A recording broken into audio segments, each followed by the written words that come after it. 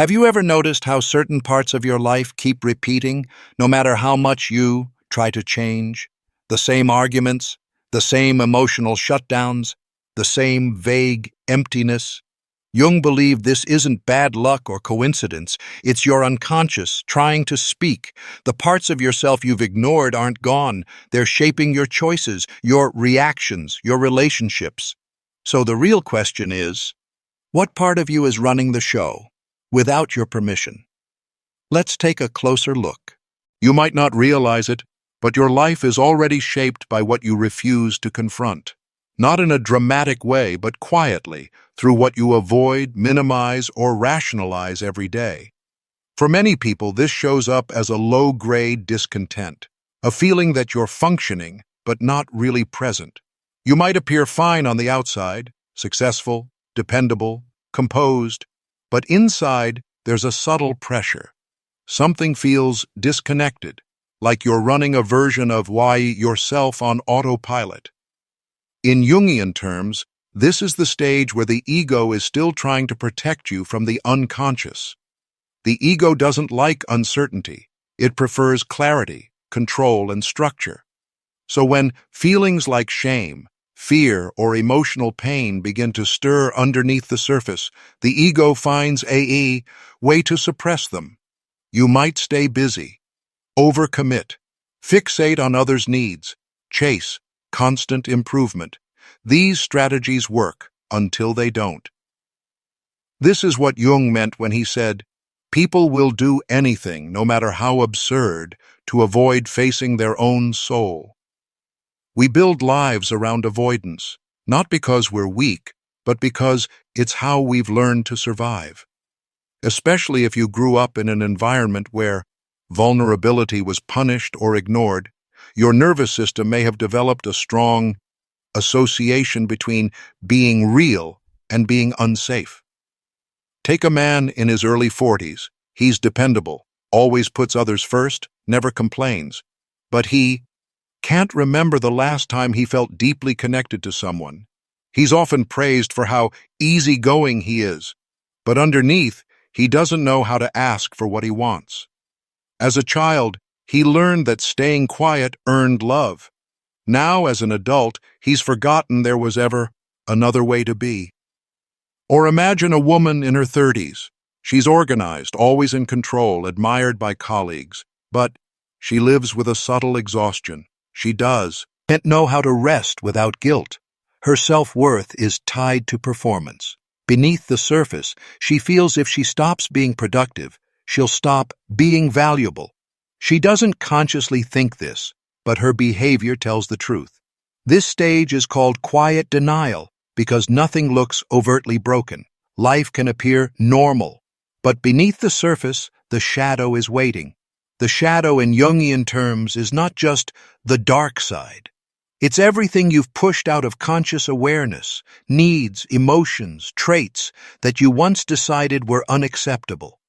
Over time, what you deny begins to take control from the background. Ask yourself gently, what part of yourself do you consistently ignore? What truth do you feel rising, but keep pushing back down? Recognizing that something is missing is not failure. It's the beginning of honesty. And honesty is the start of psychological freedom. You don't have to name everything right away, but you do have to stop pretending that you feel whole when you don't. This chapter is not about fixing anything. It's about noticing. The moment you begin to observe what's been happening inside without judgment is the moment the unconscious starts to lose its grip. And that's where the work truly begins. At some point, the discomfort you've been managing quietly begins to take shape. You might not see it clearly at first, but eventually you start to notice that you keep ending up in the same kinds of situations, different people, different places, but the same emotional outcome. This is where the unconscious starts becoming visible. You're not just feeling stuck, you're repeating. Maybe you've dated several different partners over the years, but somehow it always ends with you feeling emotionally abandoned. Or maybe every job you take eventually makes you feel unappreciated, or overworked, no matter how different the workplace seems at first. Jung believed that these recurring experiences are not accidents. He wrote, "Until you make the unconscious conscious, it will direct your life and you will call it fate. What looks like bad luck or unfairness is often an unresolved emotional pattern being acted out again and again." You might say to yourself, "Why do I always attract emotionally unavailable people?" But that question may be better asked as, what part of me is still drawn to this dynamic? These patterns aren't punishments, they are messages. The psyche repeats what it hasn't yet understood. Let's take a grounded example. A woman in her late 30s notices that she keeps ending up in friendships where she gives more than she receives. She tells herself she just cares deeply or that others are just busy, but underneath, there's a fear of being unwanted unless she's useful. She learned early on that caretaking earned her a place in relationships. Now, unconsciously, she's recreating that emotional contract. The pattern isn't her fault, but it is her responsibility to see it. This stage is often disorienting. You begin to sense that you're not just reacting to the present, but to something deeper, something old. Childhood wounds, attachment, patterns, early identity, roles. They don't disappear as we age. They simply get more subtle. Reflection helps here. Ask yourself, what kinds of situations keep happening in your life despite your best intentions? What emotional experience keeps showing up underneath the surface details? Recognizing a pattern is uncomfortable. It challenges your self-image. But it's also a moment of psychological clarity. When you stop blaming circumstances and start listening to the recurring emotion behind your experiences, something shifts. You're no longer trapped in the cycle. You're beginning to see it. And seeing is the first step toward breaking it. By the time you've started to notice recurring patterns in your life, another realization often follows. The person you've been trying to be is not the full truth of who you are. This is the stage where you begin to meet your persona, the socially acceptable self you've built to function in the world. The persona isn't fake. It's a necessary structure. It helps you survive, succeed, connect. But when you confuse the persona for your identity, you lose touch with the parts of you that don't fit inside it. Jung described the persona as a kind of mask we wear to adapt to the roles society expects of us. It's how we perform competence, likability, calmness, humility, or strength, even when those traits don't reflect our inner reality in a given moment. You might be known as the peacemaker in your family, the one who never causes problems. But inside you're angry, and have been for years. Or maybe your role at work is the high performer. People trust you to handle pressure, but what they don't see is that you live in constant anxiety, terrified of being exposed as not enough. These performances aren't conscious lies. They're survival strategies you developed years ago. Take the example of a man who, as a child, had to stay emotionally neutral to avoid triggering his father's outbursts. As an adult, he now finds it difficult to express any strong emotion. He doesn't even realize he's suppressing it. His persona is calm, steady, rational. But behind it is a whole spectrum of feeling that's never been welcomed. This is where fragmentation begins. Parts of you are expressed, others are hidden. Over time, you start to feel that gap, not always as a crisis, but as a quiet disconnection from yourself. You can't quite feel alive even though nothing looks wrong. Here's the subtle danger. If the world rewards your persona, you'll be tempted to double down on it. You may get praise, recognition, status, but the cost is internal. Because the more you invest in the mask, the more threatening it becomes to take it off. So the question becomes, who are you when you're not performing?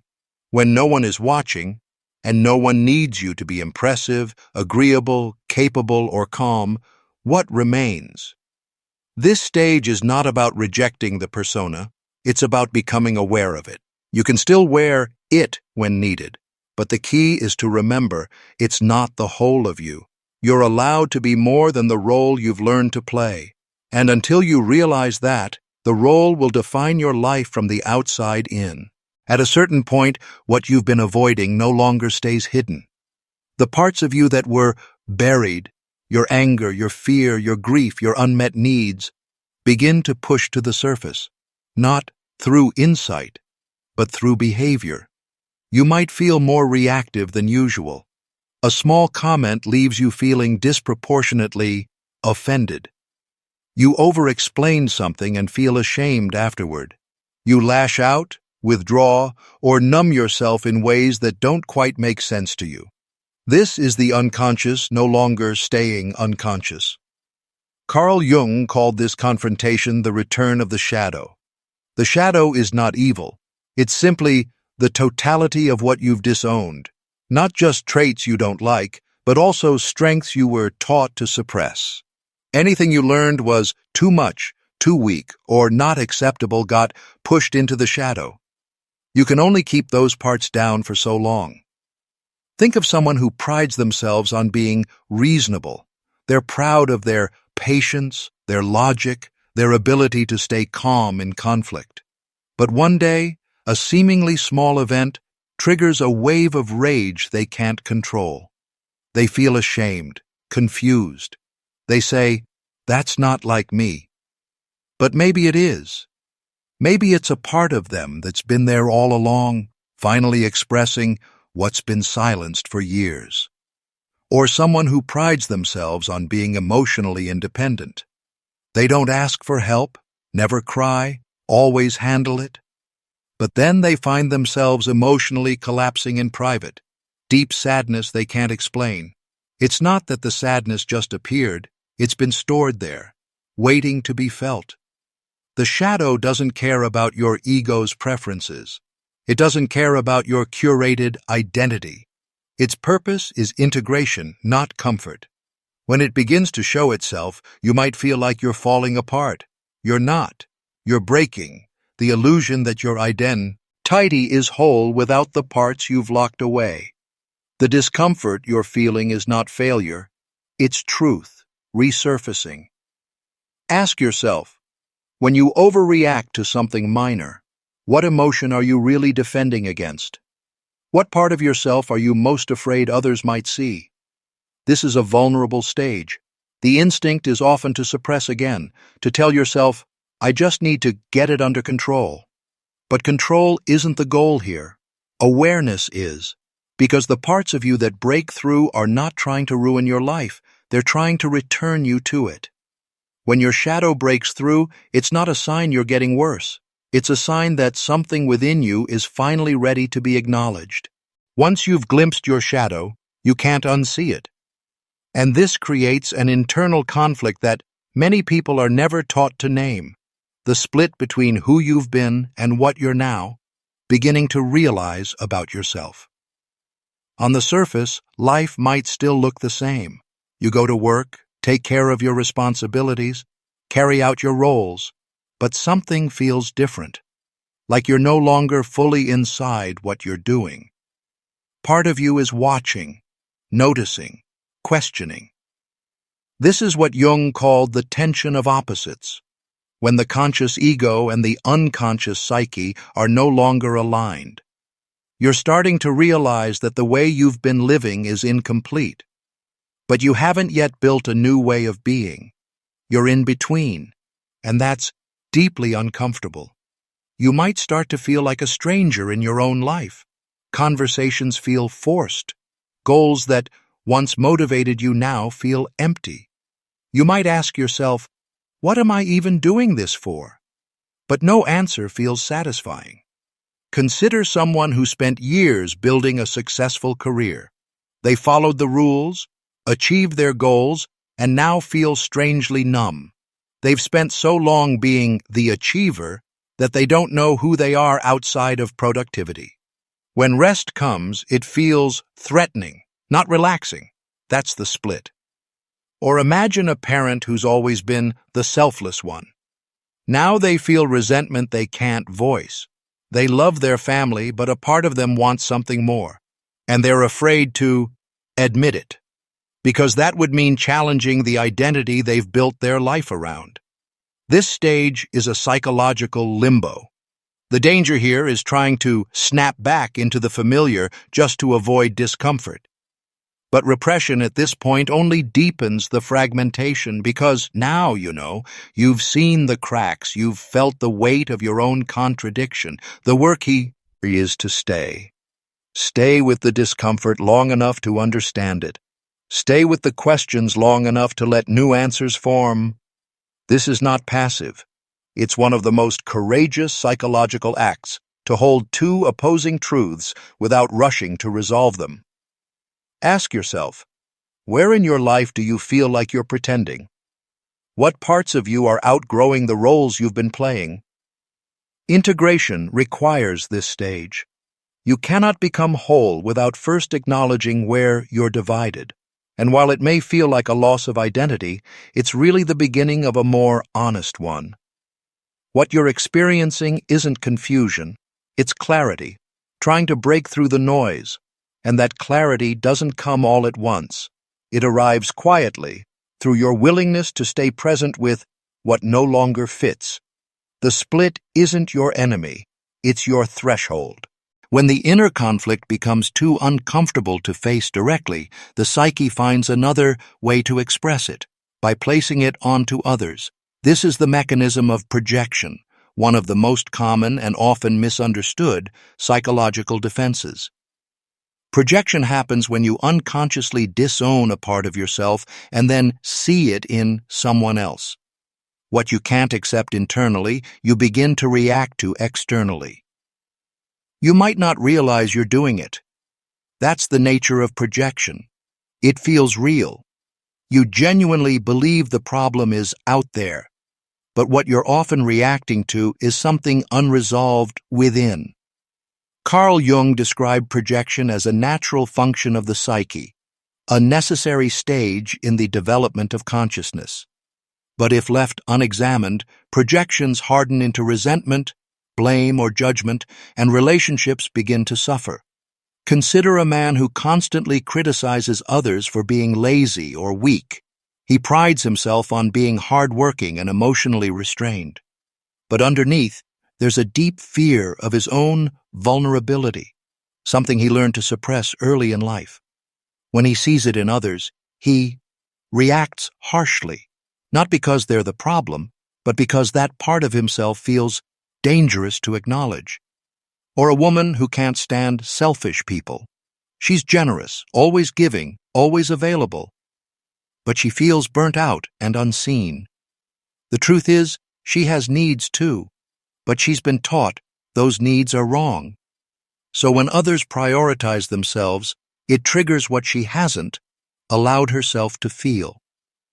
Projection isn't about blaming yourself for what others do. It's about reclaiming emotional ownership.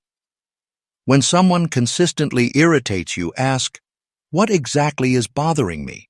Is it about their behavior or about what their behavior represents to me? Some common projection patterns. If you suppress anger, you may see theirs as aggressive or rude. If you fear dependency, you may see others as clingy or too emotional. If you deny your ambition, you may resent those who pursue success openly.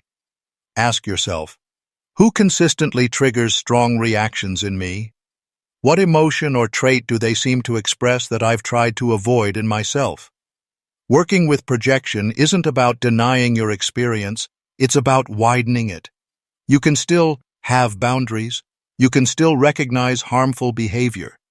But the deeper question becomes, what part of me is being mirrored here? The moment you bring awareness to a projection, it begins to dissolve. And what's left is an opportunity, not just to see the other more clearly, but to see yourself with new honesty. Because the people who trigger us often teach us more about our unconscious than any book or therapist can, if we're willing to look. By now, something has likely become clear. Avoiding your inner life isn't harmless. It has consequences. Not always in obvious or dramatic ways, but in subtle, cumulative patterns that gradually shape the quality of your experience. You might feel tired all the time, not from physical exhaustion, but from the effort it takes to suppress what you don't want to feel. You might overcommit, distract, fixate, or retreat, just to keep discomfort at a distance. And over time, that becomes the structure of your life.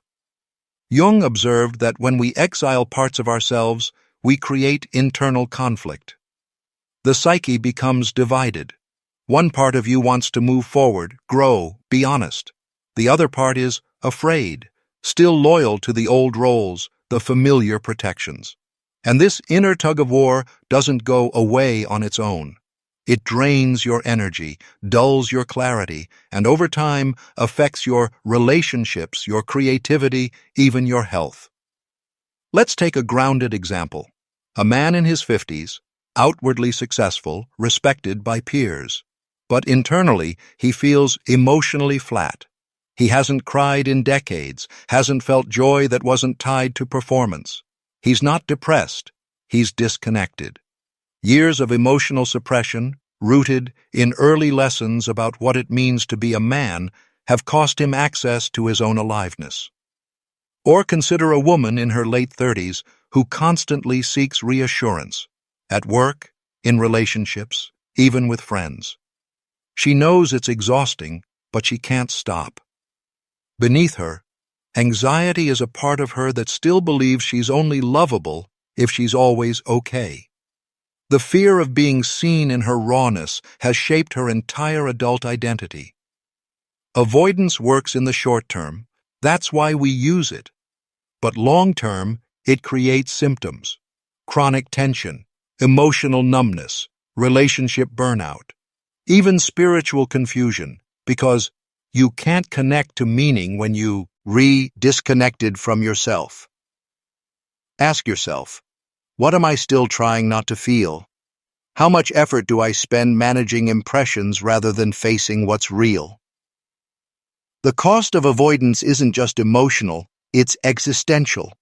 When you avoid your shadow, you forfeit the chance to live from your wholeness. You become smaller, safer, more controlled, but less alive. The good news is, the psyche wants to heal. It's not trying to punish you, it's trying to reintegrate. The symptoms aren't the problem, they're the signals. The longer you avoid, the louder they become. But if you begin to listen, genuinely listen, they soften. Not immediately, but eventually. What once felt overwhelming begins to feel honest, and from honesty, change becomes possible. Avoidance is easy, wholeness is harder, but the cost of ignoring yourself is far greater than the discomfort of facing what's true. After the projection fades and the cost of avoidance becomes too heavy to carry, something quieter begins to emerge, a willingness to stay, not to fight the shadow, not to fix it, but to witness it. This is the beginning of integration. Integration in Jungian psychology doesn't mean becoming perfect or healed. It means becoming whole. That includes the parts you've judged, feared, or minimized. The process is gradual. It doesn't begin with grand insight. It often starts with one honest moment.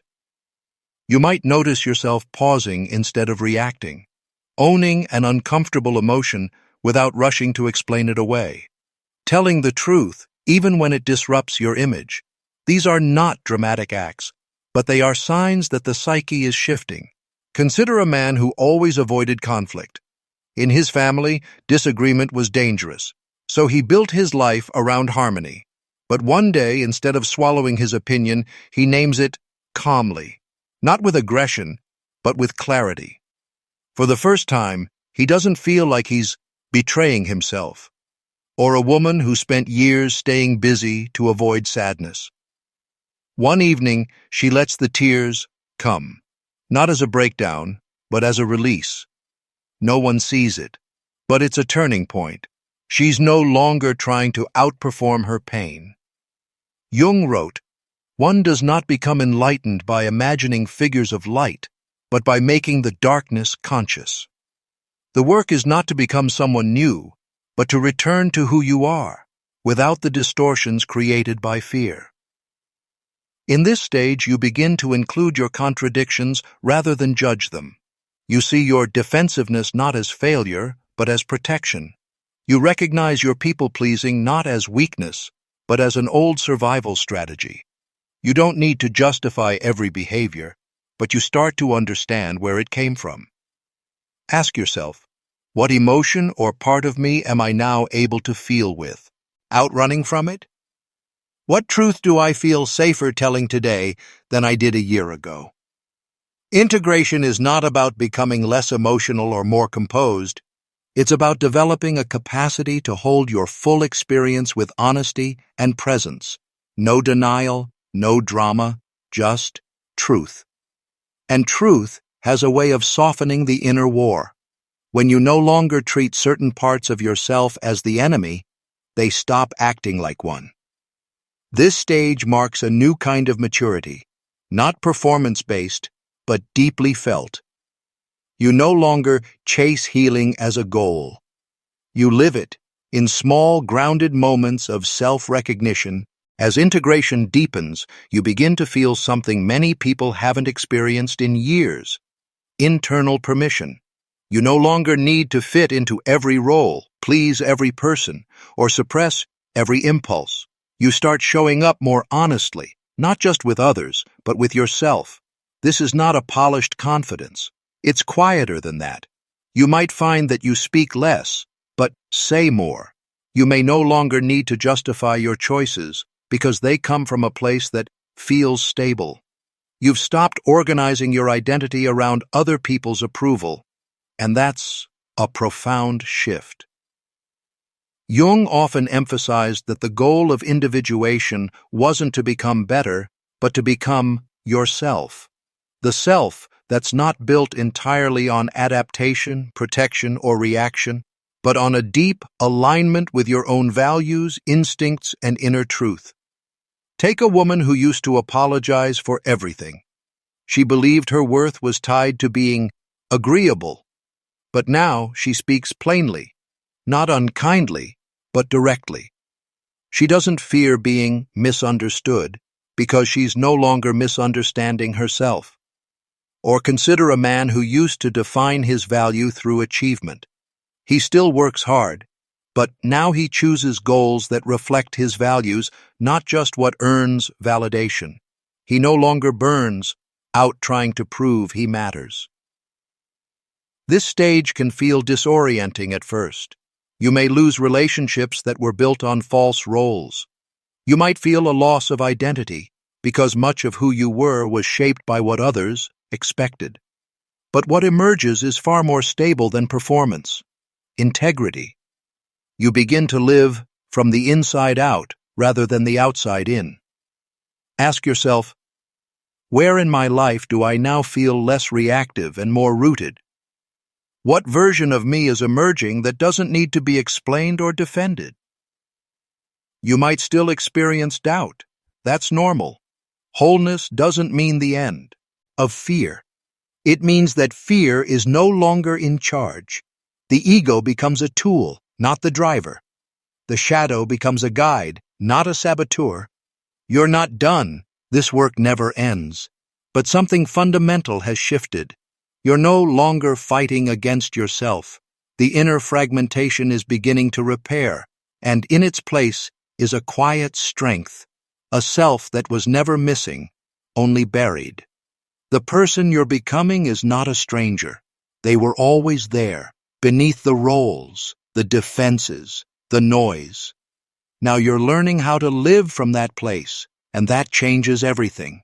By now, you've probably recognized that this work isn't about achieving perfection. It's about building a relationship with yourself that is honest, consistent, and whole.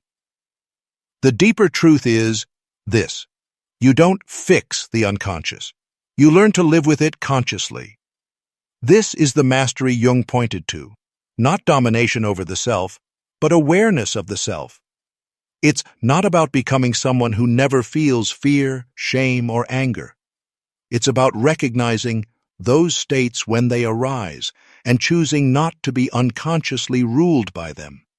You might still feel triggered, but now you pause before reacting. You feel the tension building, but you don't collapse into old patterns. You notice when your persona wants to take over, and instead, you choose presence. That's real power. That's what Jung called individuation, not the elimination of the shadow, but the integration of it. It's worth being clear here. Awareness isn't always comfortable. In fact, it often brings more complexity. You now see what you used to avoid. You feel what you used to suppress. You hear the inner voice you once drowned out with distraction. But this complexity also brings freedom. You're no longer divided inside. You no longer depend on external validation to feel real. And you're no longer at war with yourself. Consider a man who used to chase success to feel worthy. Now he succeeds without needing to prove anything. He still sets goals, but they're no longer about compensation for a hidden sense of lack. Or imagine a woman who once avoided conflict out of fear. Now she speaks up, not because she's aggressive, but because she knows her voice matters. You might notice that people begin to respond to you differently, not because you're trying harder, but because you're showing up more fully. Your presence changes because it's no longer filtered through unconscious defense. Ask yourself, what does it feel like to meet life without constantly managing how you're perceived? What opens up when you allow discomfort to exist without controlling your behavior? This stage isn't the end of the journey. It's a new beginning, one grounded in consciousness. You will still face challenges. You will still get pulled into old stories from time to time. But now, you catch it faster. You reflect rather than react. You repair more easily. You live with more clarity because your decisions are no longer shaped entirely by what you've ignored. Mastery isn't perfection. It's consistency. It's showing up day after day with honest awareness, even when it's hard. Especially when it's hard. Carl Jung once said, "The privilege of a lifetime is to become who you truly are." That privilege doesn't come from avoiding the unconscious. It comes from learning how to carry it with responsibility, with humility, and with grace. So the question now isn't whether you have a shadow. The question is, can you stay in relationship with it? Without fear, without shame, and without abandoning yourself again. You're no longer ruled by what you ignored. You've made it conscious. And from that awareness, you begin to live for real,